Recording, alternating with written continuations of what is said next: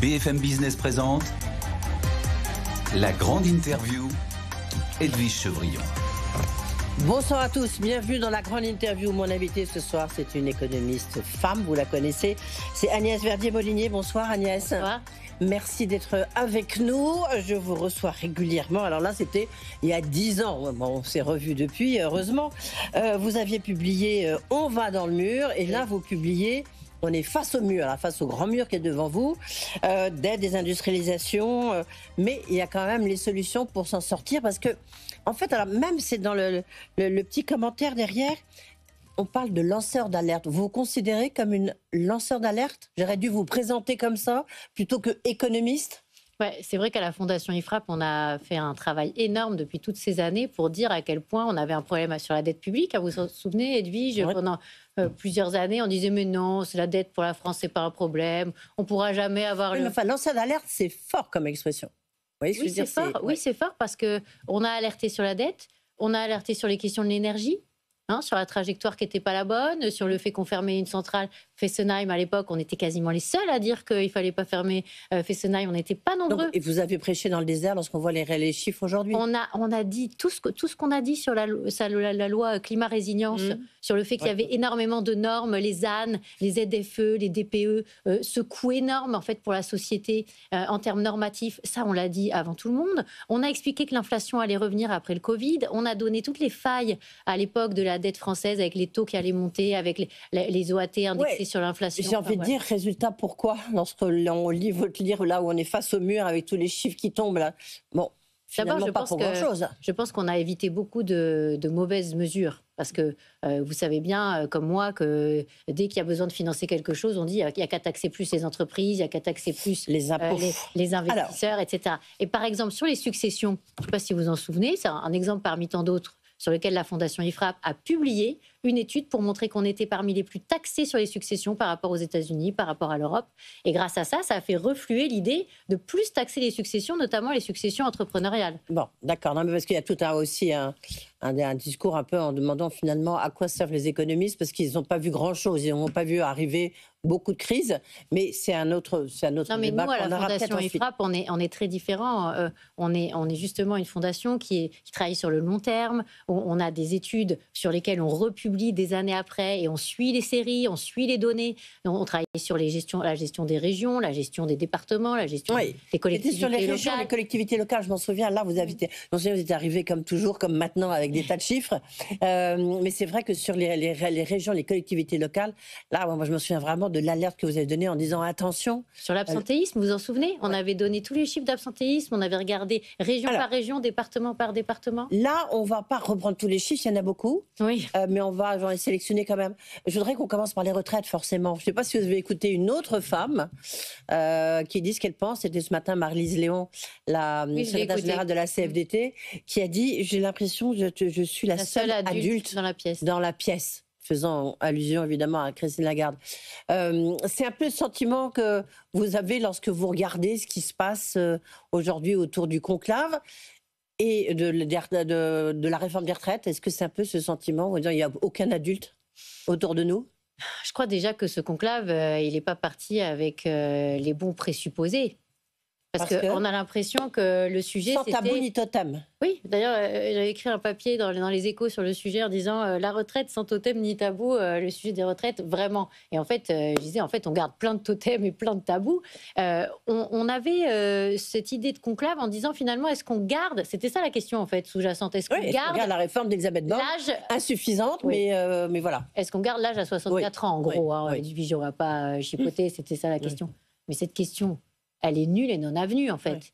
Donc vous êtes sur la ligne de François Bayrou lorsqu'il dit ça au détour d'une phrase dimanche, quoi. Vous dites, Mais moi, je trouve qu'il aurait dû faire un conclave pour dire est-ce qu'on repousse l'âge de départ à la retraite à 65, à 66 ou à 67? C'est ça la vraie question. Alors vous me direz, vous n'êtes pas en poste, comme on dit Agnès Verdier-Molinier. Mais lorsque vous voyez, il y a un sondage que vient de publier Elab là, pour nos confrères de BFM TV. Il y a 56% des Français qui disent qu'ils sont pour les 62 ans. On ne peut pas prendre tous les Français ados, déjà, ils étaient dans la rue pour cette réforme-là, la réforme d'Elisabeth Borne. Elle est passée au forceps. Oui, c'est compliqué aussi quand on est ministre, voire Premier ministre. 56%, c'est pas tous les Français. Non, mais c'est quand même une grande partie, quoi. Bon. Ensuite, je pense que, c'est ce que je dis dans le livre Face au mur, on ne leur pose pas la bonne question aux Français. Il y a une bonne question à leur poser. Est-ce que vous êtes prêt à payer 200, 300 euros, peut-être plus par mois, avoir moins comme retraite et moins comme salaire net, que vous soyez actif ou retraité, ou est-ce que vous préférez qu'on repousse l'âge de départ à la retraite? Parce que c'est ça la vraie question. Même avec la réforme de 2023, même avec les 64 ans, on va être où là en 2025 sur le déficit des retraites? La Cour des comptes reconnaît 6,6 milliards déjà. Ouais. 6,6 milliards. 15 milliards à horizon 2030, oui. Et ces 6,6 milliards, c'est un minimum, parce qu'en fait, on ne compte pas les déficits des pensions de l'État. Alors, on ne va pas revenir dessus, mais il y a un déficit des pensions de l'État. Mais c'est clair. La seule chose, c'est que là, vous êtes peut-être un peu excessif quand même, Agnès Verdier-Molinier, parce que la réforme de la fonction publique, si vous voulez, c'est des systèmes qui sont tellement différents. Non, mais je suis pas d'accord avec ça. C'est ce que nous, on a fait tous les spécialistes, y compris du côté patronal, y compris du côté patronal. Oui, mais des syndicats, pendant des années, nous ont dit, nous, à la Fondation IFRAP, non, il n'y a pas d'écart sur les taux de remplacement. Non, mais il y a 42 régimes de la fonction publique. On nous dit, il n'y a pas d'écart entre le régime de l'État et le régime du privé. Il y a des écarts. On nous dit ça il y a quelques années. Ouais. Nous, on fait une étude derrière. On applique le mode de calcul du privé, des retraites privées, sur 4000 agents publics qui ont fait toute leur carrière au niveau de l'État, carrière fonctionnaire d'État. Et on se rend compte qu'il y a un écart hors prime de 20%, arrivé à la retraite, sur une carrière identique, et prime comprise de 7%. Donc ça, c'est un vrai écart qu'on a, nous, évalué, chiffré. Ensuite, quand Édouard Philippe veut faire sa réforme de 2019, il dit on va mettre tout le monde au même régime de calcul, en fait. Qu'est-ce qui se passe à l'époque? Tous les syndicats de la fonction publique sont dehors en disant mais on ne veut pas de cette réforme parce que ça va nous faire perdre en retraite. Donc la réalité, c'est que les modes de calcul des pensions de l'État sont beaucoup plus favorables par rapport aux modes de calcul des pensions. Oui et non. Non, mais parce que la réalité, c'est ça. Non, mais parce que par exemple, sinon ils seraient tous d'accord pour avoir le fonctionnaire. Non, mais les fonctionnaires sont très largement payés grâce à leurs primes. Ils ont 20%. Oui, 20%, c'est énorme. Mais sur les primes ne rentrent pas dans le calcul des retraites. Mais vous savez bien aussi qu'il y a un système de pension par capitalisation obligatoire qui s'appelle la RAFP sur les primes des agents publics. Oui.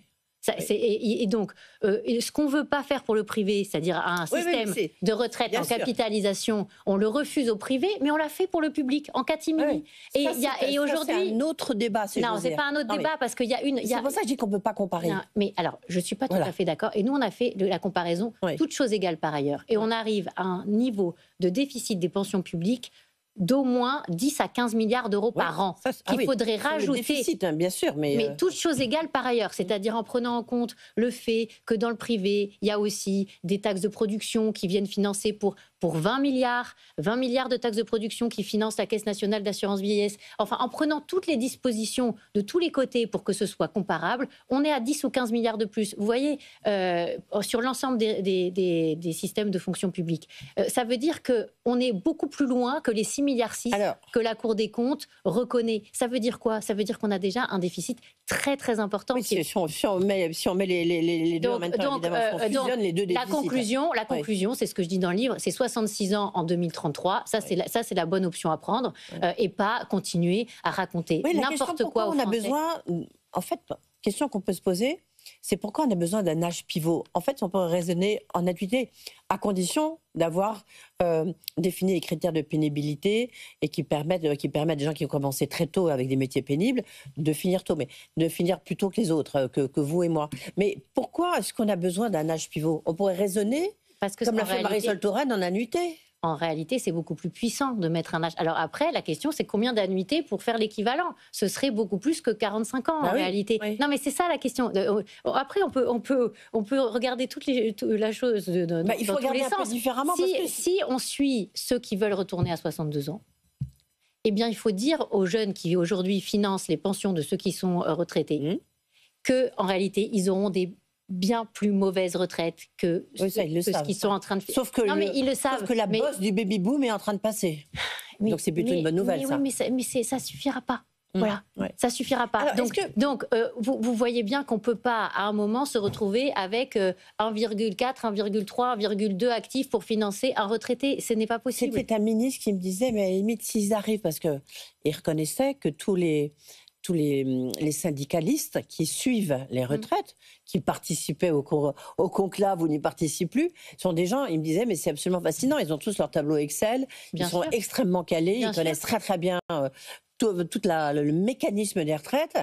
Et ils disaient, mais moi, à la limite, s'il y en a un qui arrivait en me disant, voilà, on peut faire la retraite à 61 ans ou à 62 ans et on joue sur tel curseur. Il y a 3 curseurs, quoi, grosso modo. On peut arriver à trouver une solution. Vous l'avez cherché, cette solution, ou pas, à l'IFRAP? Moi, ce que j'ai entendu des syndicats, la plupart, c'est qu'ils disent qu'il n'y a qu'à enlever des allègements de charges. Oui, non, mais voilà, il n'y a pas que ça. Non, mais j'entends surtout ça. Et les allègements de charges, nous, on les a chiffrés sur les retraites, ça fait 28 milliards d'euros. Mais on oublie que de l'autre côté, les 20 milliards de taxes de production, le forfait social, la taxe sur les salaires, la C3S, tout ça, ça finance les retraites. Donc, on n'arrête pas de dire sur ces plateaux, notamment ici à BFM Business, il y a trop de taxes de production sur les entreprises. Vous l'avez déjà entendu, j'imagine. Bon. Une grosse partie des taxes de production, ça va financer quoi? Les retraites. Pourquoi? Parce que, en fait, les boîtes payent d'une manière ou d'une autre les allègements de charges qu'il y a sur les bas salaires. Il ne faut pas se leurrer. C'est ça qui est absurde. Donc, quand les syndicats nous disent il n'y a qu'à supprimer les allègements de charges sur les bas salaires, oui, non, mais on fait quoi avec les taxes de production qui sont grosso modo l'équivalent des allègements de charges? En fait, c'est une équation qui sera toujours perdante pour les entreprises si on va dans le sens de toujours faire cotiser plus au travail et notamment aux entreprises. Et qu'est-ce que vous pensez ce matin, toujours Maryse Léon, mais qui est quand même vraiment une syndicaliste responsable, elle disait, mais si on veut faire un pilier de la capitalisation, mais là aussi, il faudra que les entreprises, elles contribuent. Oui, mais regardez. On a évoqué vous êtes d'accord ou pas? Oui, on a évoqué la capitalisation pour le public, qui est déjà obligatoire, qui existe. Ça choque personne. Vous avez déjà vu des cortèges syndicaux dans Paris pour dire qu'ils étaient contre la capitalisation des agents publics? Moi, j'en ai jamais vu personnellement. Il y a beaucoup de manifs dans Paris, mais ça, j'ai jamais vu cette manif-là. C'est étrange parce qu'ils disent qu'ils sont contre la capitalisation, mais pour les agents publics, ils sont pour, puisqu'ils disent rien. Oui, parce qu'ils sont payés avec des primes. Bizarrement, ils se sont mis en place un système où tout le monde a l'air d'accord, qui est en capi, et ça les gêne pas. Nous, on a déjà un peu. Et aujourd'hui, il y a 44 milliards en cours. Non, mais le PER, ça n'a rien à voir. Le PER, il est pour tout le monde d'abord. Tout le monde peut ouvrir un PER, et en plus, c'est de la supplémentaire. C'est pas de l'obligatoire. C'est pas de la retraite obligatoire. Donc, si on se met dans la logique de dire pourquoi le public est là et pas le privé, on peut dire. Toutes les primes du privé, c'est à peu près 18% de l'ensemble des salaires, les primes du privé. Alors, 20% dans le public, 18% dans le privé. On pourrait dire que toutes les primes du privé, ce qui est cotisé, ça cotise sur de la capitalisation. Pourquoi on ne le ferait pas? Aujourd'hui, en capitalisation, on est très en retard par rapport aux autres pays. C'est clair. C'était un gros mot. L'avantage de ce conclave, entre guillemets, c'est que du coup, ce mot qui était totalement banni, qu'il fallait, même ici, à la limite, on ne pouvait pas en parler, c'est rentré, c'est rentré dans le débat public. Mais c'est une bonne chose. Ah, mais c'est une très bonne chose. Et vous voyez, la réforme d'Édouard Philippe, elle prévoyait de supprimer la part de capitalisation des agents publics. Ils étaient contre aussi. Donc là, on peut très bien se dire, formidable. On fait la même chose. On fait la même chose que dans le public. Et d'ailleurs, on a à peu près 250 milliards d'encours de capitalisation retraite en France. Il nous faudrait à peu près 10 fois plus pour être au même niveau que les autres pays. Et donc, parce que là, il y a un sujet. Derrière, ça peut financer nos dettes, ça peut financer nos entreprises, ça peut financer les questions de défense qu'on va sûrement évoquer. Donc, il y a un intérêt aussi pour le pays, un intérêt stratégique et national. La capitalisation, c'est pas qu'une question de faire des placements pour sa retraite. C'est aussi la question de financer l'économie. Comme vous dites, on a encore beaucoup de sujets, on ne va pas tous les traiter, mais vous dites nous sommes les champions de l'impôt, ça c'est clair.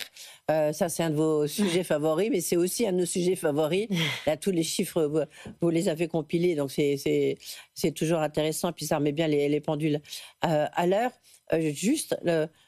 Cette boule de neige, vous parlez de la boule de neige de la charge de la dette. En même temps, c'est en train de diminuer un petit peu lorsque vous voyez la baisse des taux, non? Vous dites là, pour le coup, on a de la chance. Oui, la baisse des taux, elle n'est pas énorme, la baisse des taux. Un petit peu, petit à petit. On est à 3,43 aujourd'hui. Alors, par rapport aux années antérieures, on est très supérieur à ce qu'on avait avant le Covid et pendant le Covid. Et puis, il ne faut pas croire qu'on va tomber dans des baisses de taux importantes dans les prochains mois. Quand on voit ce qui se passe en Allemagne, où le verrou budgétaire est en train de sauter, c'est-à-dire cette espèce de rigueur budgétaire des Allemands qui nous a un peu plombés, qui nous culpabilise. Eh bien, on voit arriver le nouveau chancelier, Friedrich Merz, qui dit « Mais attendez, c'est la catastrophe, les infrastructures en Allemagne, c'est la catastrophe, la Deutsche Bahn, c'est la catastrophe, les autoroutes, c'est la catastrophe, il faut absolument qu'on réinvestisse. » Il fait un plan de 500 milliards. Est-ce que vous ne dites pas, quand même, les dépenses publiques, ça a du bon? Alors, justement, je dis attention à la France sur ce sujet. Ouais. Parce que le fait que l'Allemagne se positionne pour emprunter beaucoup plus, ça peut avoir un effet d'éviction aussi sur la France. Difficile pour la France. Ça va être parce que le marché, il n'a pas une profondeur sans limite.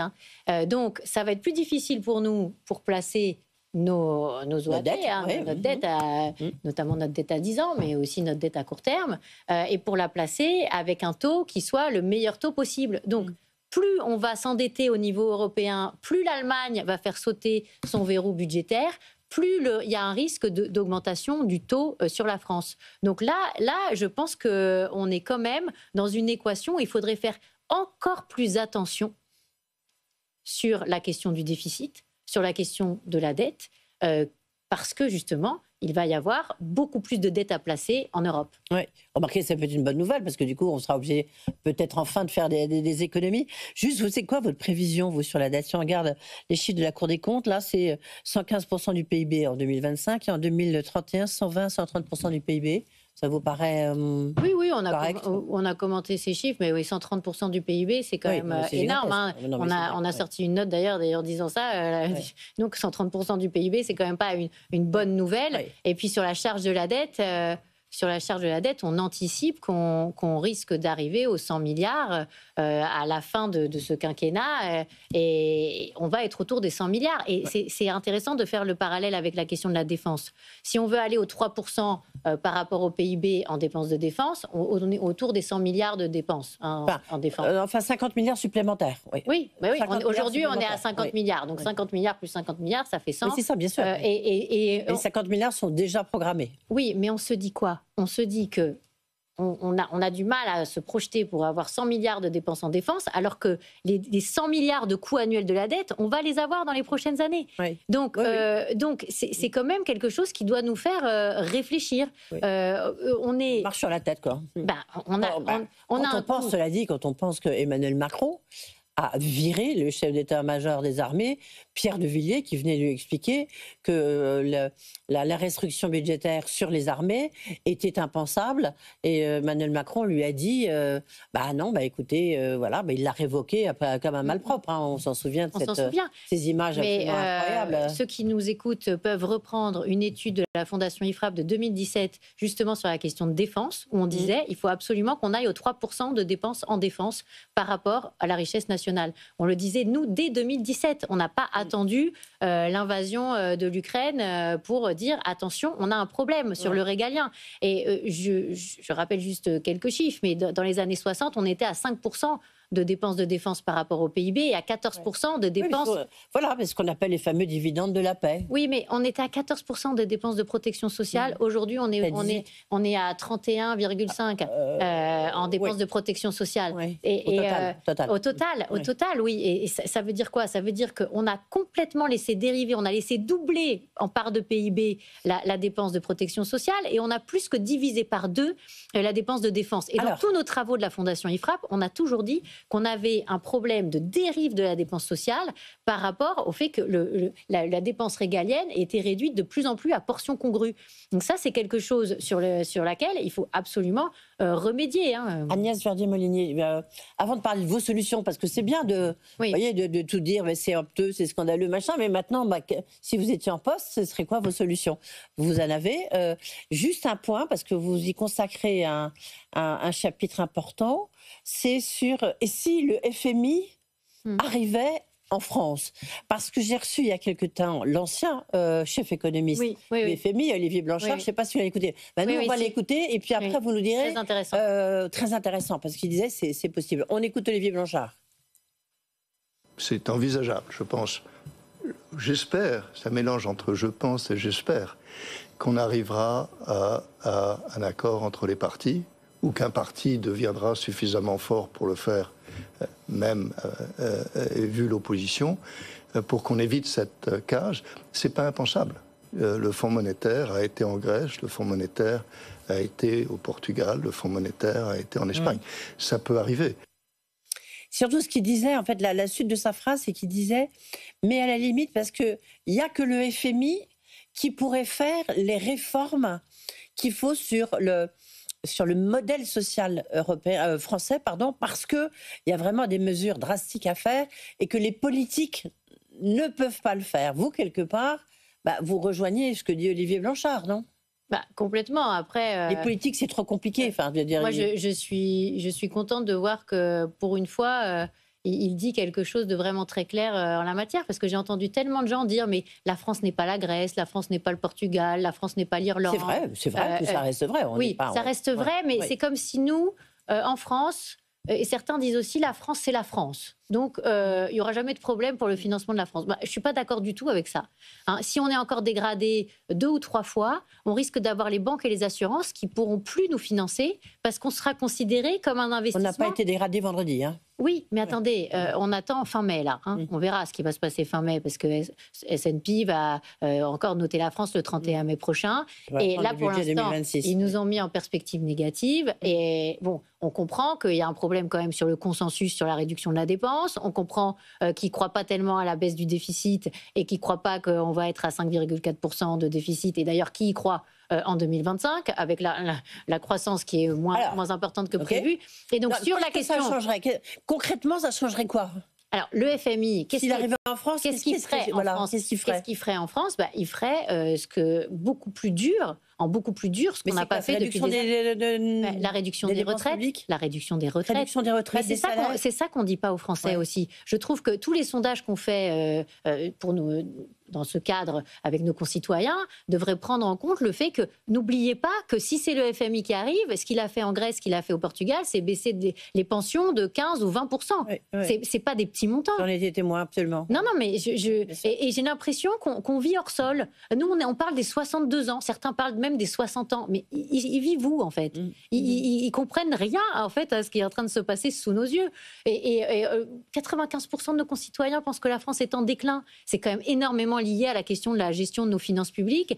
Et donc, quand Olivier Blanchard reconnaît que le FMI pourrait intervenir en France, d'ailleurs, le FMI avait déjà fait un prêt à la France en 1958. On n'en est pas encore là. Mais dire que ça ne peut pas arriver à la France, ce n'est pas correct. Et je pense qu'on doit absolument faire les réformes et baisser la dépense, et c'est tout à fait possible, sans pour autant impacter la qualité des services publics. Je donne dans le livre... Alors allez-y, il vous reste 3 minutes. Alors vous n'allez pas tous nous les lister parce qu'il y en a beaucoup, comme toujours. Il y en a 50, vous les reprenez. Mais si vous aviez devant nous 5 mesures qui feraient que la France pourrait rentrer dans les clous. Par exemple, une obligation d'équilibre sur les dépenses sociales. C'est quand même la base. C'est ce qu'a dit. Vous êtes d'accord avec François Bayrou sur ton grave. Mais c'est la base. Obligation d'équilibre, mais pas que sur les retraites, sur le chômage, sur la maladie, sur l'ensemble donc il faut demander des dépenses sociales. Il faut faire la gestion par les partenaires sociaux. Sur les accords qu'on doit passer avec les collectivités locales, parce qu'il n'y a pas que la dépense sociale, il y a aussi la dépense locale qui dérive. Là aussi, il y a un travail énorme à faire. On a certains maires, certains présidents de région, certains présidents ou présidentes de conseils départementaux qui font un travail excellent. Qui arrivent... En plus, les collectivités, elles doivent être à l'équilibre. Oui, mais regardez, les dépenses de fonctionnement par habitant, c'est pas du tout les mêmes d'une région à l'autre, d'une collectivité à l'autre. C'est sûr. On a fait le calcul, Christelle Morancet, par exemple, elle gère très bien. C'est sûr, vous allez parler d'elle. Non, mais c'est intéressant parce que les Pays de la Loire, c'est traditionnellement une région qui est mieux gérée en termes de dépenses de fonctionnement par habitant. Alors, elle a été un peu forte, un peu lourde sur la... C'est peut-être aussi parce que j'aime la musique classique. Il y avait un truc formidable à Nantes. Elle a sabré un peu dans toute la culture. Oui, mais... elle a sabré sur les subventions aux associations. On a 23 milliards d'euros par an de subventions aux associations. Il y a un moment aussi où il faut se dire que peut-être on peut dépenser moins en subventions aux associations. C'est comme dans les opérateurs de l'État. On a de l'ordre de 80 milliards de dépenses. C'est un dosage très difficile, quoi. Mais... Non, mais en réalité, on dépense trop partout et on est suradministré et on le sait très bien. Sur les Pays de la Loire, si vous vous calez sur l'ensemble des régions, sur la dépense de fonctionnement par habitant des Pays de la Loire, c'est plus de 2 milliards d'euros d'économies par an. Rien que sur les régions, sur les dépenses de fonctionnement. Juste sur la technologie, donc on a compris, c'est essentiellement sur la bureaucratie, la technocratie, on dit que ça coûte 4% de PIB. Vous avez fait un calcul, vous, de votre côté, à l'IFRAP? Nous, on a un chiffre qui est très clair, c'est un chiffre de l'OCDE, c'est en pourcentage, quand on convertit en milliards les pourcentages de PIB d'écart avec les pays d'Europe, on a entre 70 et 80 milliards de surcoûts pour produire administrativement nos services publics. C'est énorme. Mais on le voit très bien parce que là, par exemple, on a fait tout un travail sur les opérateurs, les agences de l'État. Dans la santé, il y a la HAS, il y a l'ANSES, il y a des tas d'agences différentes. Mais il y a aussi la CNAM, la Caisse nationale d'assurance maladie, les caisses primaires d'assurance maladie, le ministère de la Santé, qui ne traite pas que de la santé, où il y a 13 000 agents. Enfin, à la fin, vous vous rendez compte qu'on a énormément de structures. C'est un millefeuille énorme sur les aides sociales. Les aides sociales, le RSA, l'allocation adulte handicapé, le minimum vieillesse, etc. Tout ça, vous prenez la totalité. On a 140 milliards par an à peu près, un peu moins, entre 130 et 140 milliards. Pour distribuer l'argent du social, de ces aides sociales, c'est combien ?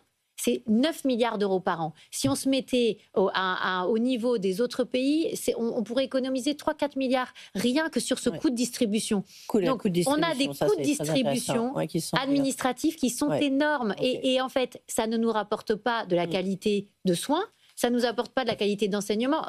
L'enseignement, 300 000 agents qui sont non enseignants et qui sont payés au niveau du ministère de l'Éducation nationale. Il n'y a toujours pas de professeurs dans les classes. Non, mais là aussi. Non, mais là, vous savez pourquoi ? Agnès Verdier-Molinier, on a déjà passé une demi-heure ensemble. Là, je pense qu'il faut qu'on arrête.